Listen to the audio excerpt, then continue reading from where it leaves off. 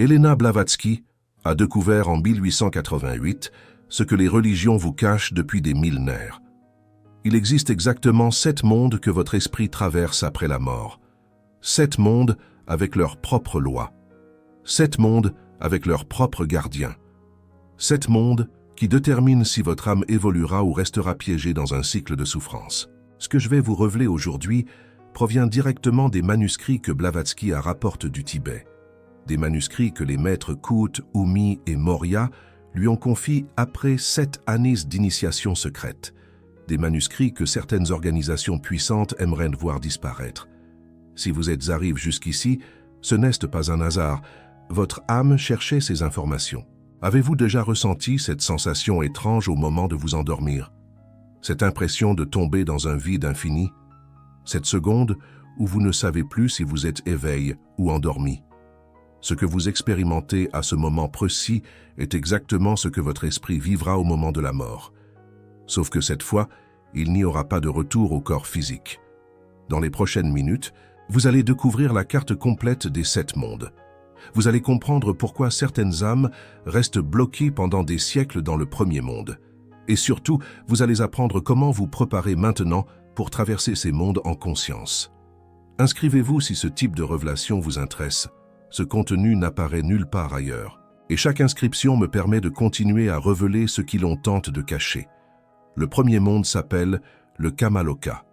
Helena Blavatsky l'a décrit comme le monde du désir. C'est ici que votre esprit arrive dans les premières heures après la mort. Imaginez un espace sans lumière fixe, un espace où tout ce que vous percevez est généré par vos propres émotions. Vos peurs deviennent des murs, vos regrets deviennent des chaînes, vos désirs inassouvis deviennent des mirages qui vous appellent sans cesse. La plupart des esprits restent pièges dans le Kamaloka pendant des semaines, parfois des mois. Certains y restent des années entières. Pourquoi? Parce qu'ils ne comprennent pas qu'ils sont morts. Les maîtres du Tibet ont révélé à Blavatsky que les 72 premières heures après la mort sont cruciales.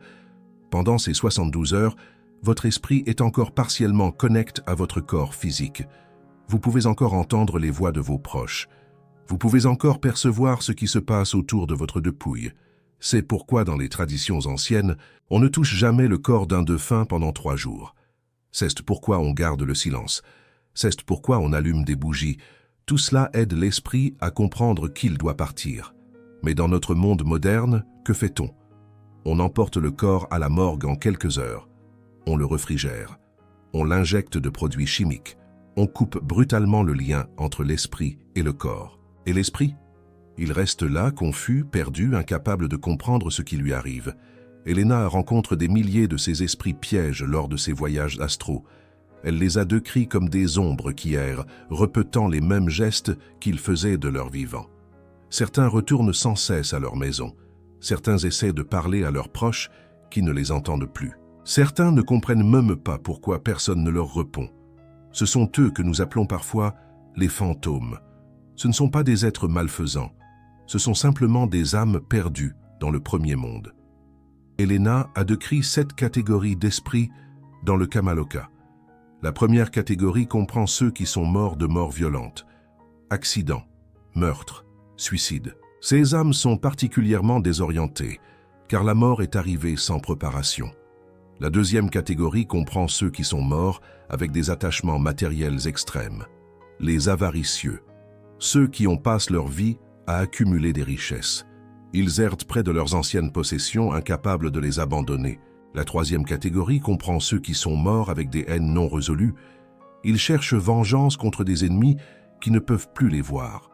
Certains de ces esprits deviennent ce que les traditions appellent des vampires psychiques. La quatrième catégorie comprend ceux qui sont morts dans l'ignorance totale de la vie après la mort. Les matérialistes, les athées convaincus. Leur esprit refuse d'admettre qu'il existe encore. Ils restent dans un état de déni, parfois pendant des siècles. La cinquième catégorie comprend les enfants morts en bas âge. Ces âmes sont rapidement guidées vers le deuxième monde par des êtres de lumière. Elles n'ont pas d'attachement à abandonner. La sixième catégorie comprend les initiés, ceux qui pratiquent la méditation et le détachement pendant leur vie.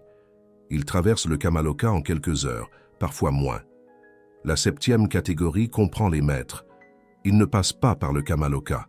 Il se dirige directement vers les mondes supérieurs. Laissez-moi vous dire quelque chose d'important. Si vous avez déjà senti une présence dans une pièce vide, si vous avez déjà eu l'impression que quelqu'un vous observait, vous avez probablement perçu un de ces esprits du Kamaloka. Votre sensibilité d'âme rare vous permet de percevoir ce que la plupart des gens ignorent complètement. Le passage du premier au deuxième monde est marqué par ce que Blavatsky appelait la seconde mort. Non pas une mort physique, mais une mort du corps astral. Toutes les émotions grossières, tous les désirs matériels, tout ce qui vous attachait au monde physique doit être abandonné. C'est ici que beaucoup d'âmes échouent. Elles refusent de lâcher prise. Elles s'accrochent à leurs souvenirs, à leurs possessions, à leurs relations.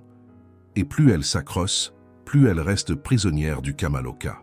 Les maîtres enseignaient à Helena que la méditation et le détachement pratique pendant la vie facilitent énormément ce passage. Ceux qui ont appris à lâcher prise avant la mort traversent le premier monde comme une flèche. Ceux qui n'ont jamais pratiqué peuvent y rester pièges pendant des époques entières. Le deuxième monde est le Devachan inférieur. C'est un monde de repos. Un monde où l'esprit se régénère après les épreuves du Kamaloka. Imaginez un espace de lumière douce. Un espace où tout ce que vous percevez est beau, harmonieux, paisible.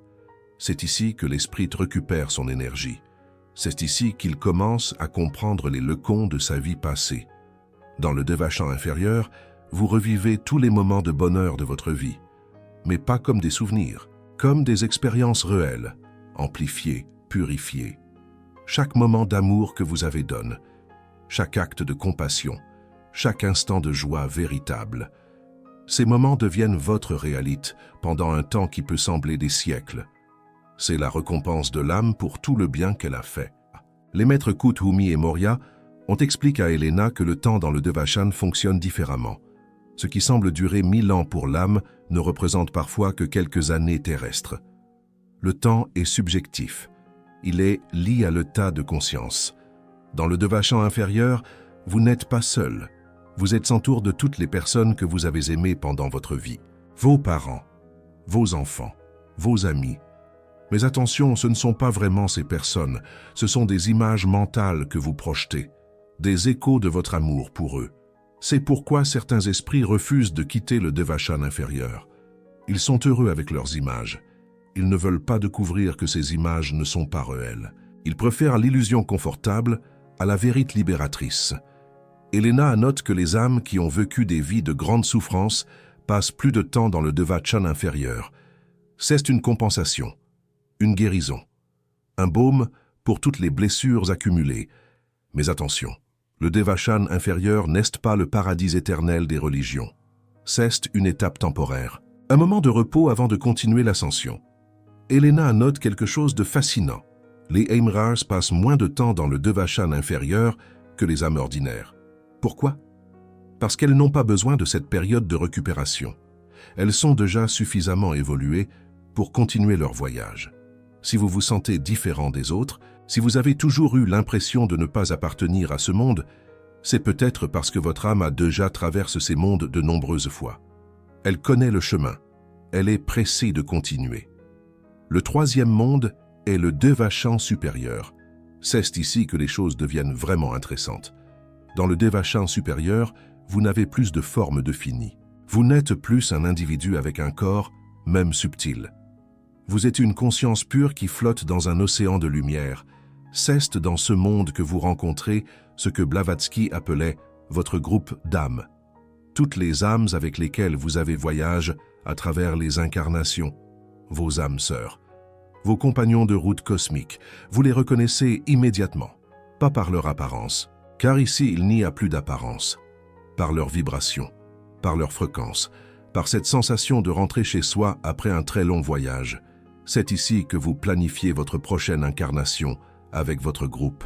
Vous choisissez ensemble qui sera votre mère, qui sera votre père, qui seront vos enfants, qui sera votre partenaire. Vous établissez des contrats spirituels. Vous définissez les leçons que vous devez apprendre. Je sais que cela peut sembler difficile à accepter.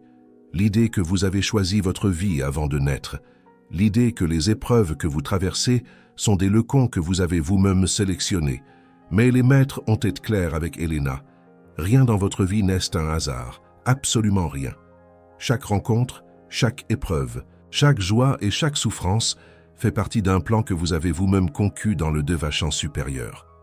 Le Super Thanks que vous voyez là en bas n'est pas simplement un soutien financier. C'est votre façon de dire que vous faites partie de cette chaîne dorée dont parlait Helena. Chaque âme rare qui reconnaît une autre âme rare, à travers ce geste renforce le lien entre nous. Ce n'est pas le montant qui compte, c'est la reconnaissance. C'est une âme qui dit à une autre « je vois qui tu es vraiment ». Chaque Super Thanks renforce cette chaîne de veille collectif. Le quatrième monde est celui que Blavatsky appelait l'Arupa. Le monde sans forme. Ici, il n'y a plus de dualité, plus de bien et de mal, plus de lumière et d'obscurité, plus de moi et de l'autre. Il n'y a que l'un. La plupart des âmes ne peuvent pas accéder à ce monde. Elles n'ont pas atteint le niveau d'évolution nécessaire. Elles sont renvoyées vers la réincarnation après le Devachan supérieur. Mais les âmes rares, celles qui ont évolué, à travers des centaines d'incarnations, peuvent atteindre l'Arupa. Et ce qu'elles y découvrent dépasse tout ce que les mots peuvent décrire. Helena a tenté de décrire son expérience dans l'Arupa. Elle a dit que c'était comme être une goutte d'eau qui se souvient soudain qu'elle est l'Okan, pas qu'elle fait partie de l'Okan. Qu'elle est l'Okan, tout entier, sans limite. Dans l'Arupa, vous accédez à ce que les maîtres appellent les annales akashiques, toute l'histoire de l'univers, chaque pensée qui a jamais été pensée, chaque action qui a jamais été accomplie. Tout est là accessible instantanément. Vous pouvez voir vos vies passées. Toutes, pas comme des souvenirs flous, mais comme des expériences vivantes. Vous pouvez comprendre pourquoi vous avez fait certains choix. Vous pouvez voir les conséquences de vos actions à travers les siècles. Helena a décrit une expérience qu'elle a vécue dans l'Arupa. Elle a vu toutes ces incarnations simultanément. Elle était une prêtresse égyptienne il y a 5000 ans, un moine tibétain au XIIIe siècle, une guerrière celte avant l'ère chrétienne, un philosophe grec contemporain de Platon. Chaque vie avait sa propre logique, chaque vie avait ses propres leçons, et toutes ces vies étaient reliées par un fil invisible, un thème commun, une quête de vérité qui traversait les millénaires. Les maîtres lui ont dit que chaque âme rare possède un tel fil conducteur, une mission qui se développe à travers les incarnations, une quête qui prend des formes différentes mais reste fondamentalement la même. Si vous avez toujours senti que vous cherchiez quelque chose sans savoir quoi, vous percevez peut-être ce fil. Cette mission ancienne qui vous appelle à travers les âges. Dans l'Arupa, vous pouvez également percevoir les liens karmiques qui vous unissent aux autres âmes. Vous voyez clairement pourquoi certaines personnes sont entrées dans votre vie. Vous comprenez les dettes et les crédits que vous avez accumulés à travers les siècles. Le cinquième monde est le monde des maîtres, ceux que Blavatsky appelait la Grande Loge Blanche. Très peu d'âmes atteignent ce niveau. Ce sont celles qui ont complété leur cycle d'incarnation, celles qui n'ont plus besoin de revenir sur Terre pour apprendre. Mais voici quelque chose que les maîtres ont révélé à Helena. Ces âmes évoluées choisissent souvent de revenir, pas parce qu'elles y sont obligées, parce qu'elles veulent aider les autres. Ce sont les bodhisattvas du bouddhisme, les saints des religions chrétiennes, les prophètes de l'islam, des âmes qui ont atteint la libération mais qui retournent volontairement dans le monde de la souffrance pour guider les autres. Si vous ressentez un appel profond à aider l'humanité, si vous avez toujours senti que vous aviez une mission, vous êtes peut-être une de ces âmes qui a choisi de revenir. Le sixième monde est celui de la création pure. Blavatsky l'appelait le monde des Dhyan-chohans, les seigneurs de la méditation. Dans ce monde, les êtres ne sont plus des âmes individuelles, ils sont des forces cosmiques. Ils participent à la création et à la destruction des univers, ils sont les architectes de la réalité. Helena a dit que contempler ce monde, même pendant une fraction de seconde, avait changé sa compréhension de l'existence pour toujours. Elle a compris que ce que nous appelons Dieu n'est pas une personne, c'est un processus, une danse infinie de création et de dissolution. Le septième monde est innommable. Les maîtres ont refusé de le décrire à Helena. Ils ont dit que certaines vérités ne peuvent pas être transmises par des mots. Elles doivent être vécues directement. Tout ce qu'ils ont révélé, c'est que le septième monde est la source de tout, le commencement et la fin, l'alpha et l'oméga, le point où le cercle se ferme et recommence. Helena a écrit dans La doctrine secrète que le septième monde est ce que toutes les religions ont appelé par des noms différents.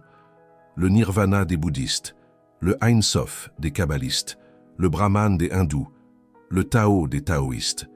Mais ces mots ne sont que des approximations, des tentatives humaines de décrire l'indicible. La réalité du septième monde dépasse tous les concepts, toutes les images, toutes les métaphores. Les maîtres ont dit à Helena que seules quelques dizaines d'âmes dans toute l'histoire de l'humanité ont atteint ce niveau.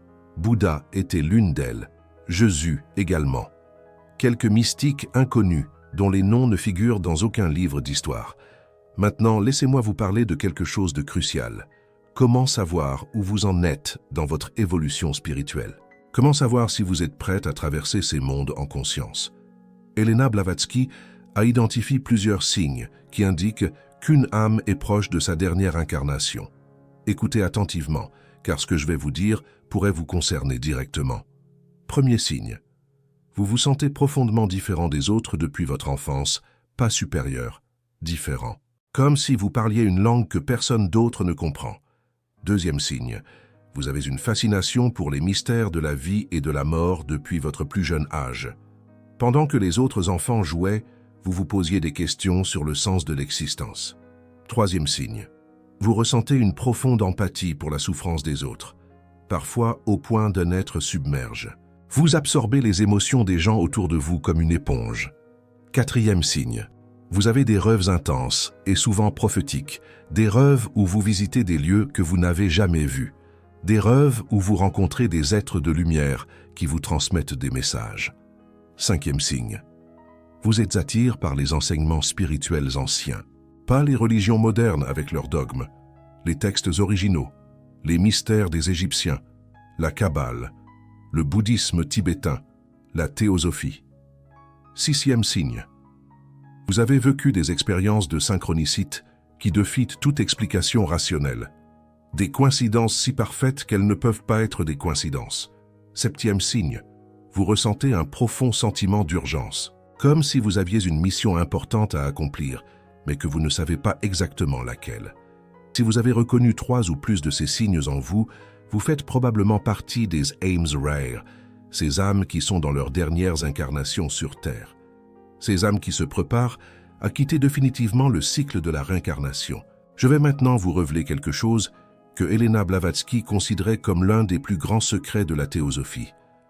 La technique de préparation consciente à la mort. Cette technique était pratiquée par les initiés du Tibet depuis des millénaires. Elle permet de traverser les 7 mondes en pleine conscience au lieu de les traverser dans la confusion et la peur. Chaque soir, avant de vous endormir, allongez-vous sur le dos, fermez les yeux, ralentissez votre respiration jusqu'à ce qu'elle devienne presque imperceptible. Imaginez que vous êtes en train de mourir, pas de manière morbide ou effrayante, de manière sereine et consciente. Imaginez que votre corps devient de plus en plus léger, que vous commencez à flotter au-dessus de lui. Observez votre corps en dessous de vous. Observez la pièce, observez le monde, puis commencez à vous élever, de plus en plus haut, jusqu'à ce que la Terre ne soit plus qu'un petit point bleu dans l'obscurité. Continuez à vous élever, traversez les étoiles, traversez les galaxies, jusqu'à ce que vous atteigniez un espace de lumière pure. Restez là, respirez cette lumière, laissez-la vous remplir. Puis, doucement, redescendez, réintégrez votre corps, ouvrez les yeux.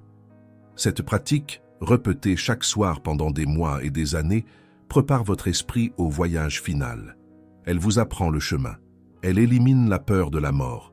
Elle vous permet de traverser le Kamaloka en quelques heures, au lieu de plusieurs années. Les maîtres ont dit à Helena que cette technique, à elle seule, pouvait faire économiser des milliers d'années de souffrance dans les mondes intermédiaires. Mais il y a une condition. Vous devez la pratiquer avec sincérité et régularité. Une fois de temps en temps ne suffit pas. C'est une discipline quotidienne, une préparation sérieuse pour le voyage le plus important de votre existence. Helena enseigne une deuxième technique aux initiés de la société théosophique, la technique de la corde d'argent.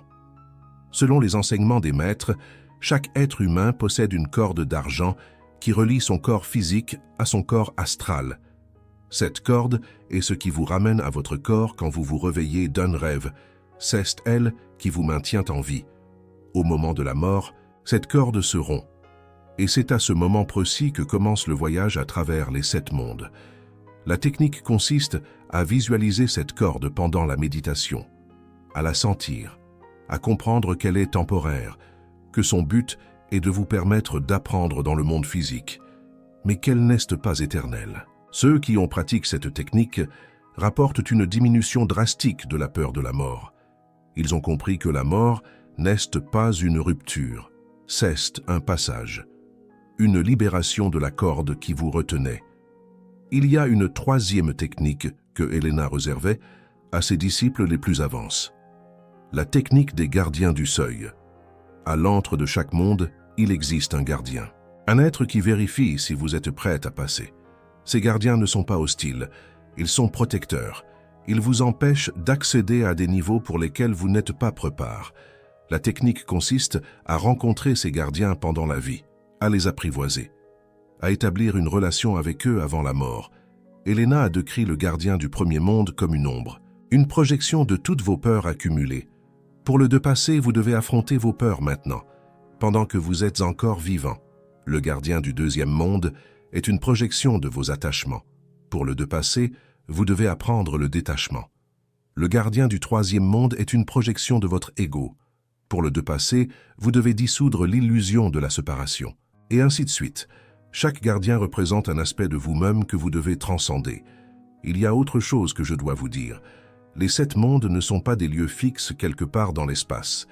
Ils sont des états de conscience, des fréquences vibratoires. Cela signifie que vous pouvez les visiter maintenant, pendant votre vie physique, à travers la méditation profonde, à travers les rêves lucides, à travers certaines expériences mystiques spontanées. Elena Blavatsky a passé des années à développer sa capacité à voyager consciemment à travers ces mondes. Elle n'a pas attendu la mort pour les explorer. Elle les a visites vivantes, et vous pouvez faire de même.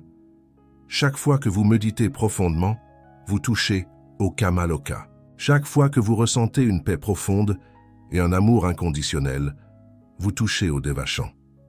Chaque fois que vous avez une expérience d'unité avec tout ce qui existe, vous touchez à l'Arupa. Les frontières entre les mondes sont bien plus poreuses que vous ne le pensez. Elles ne sont pas des murs solides, elles sont des voiles fins que la conscience peut traverser. Les maîtres du Tibet savaient cela.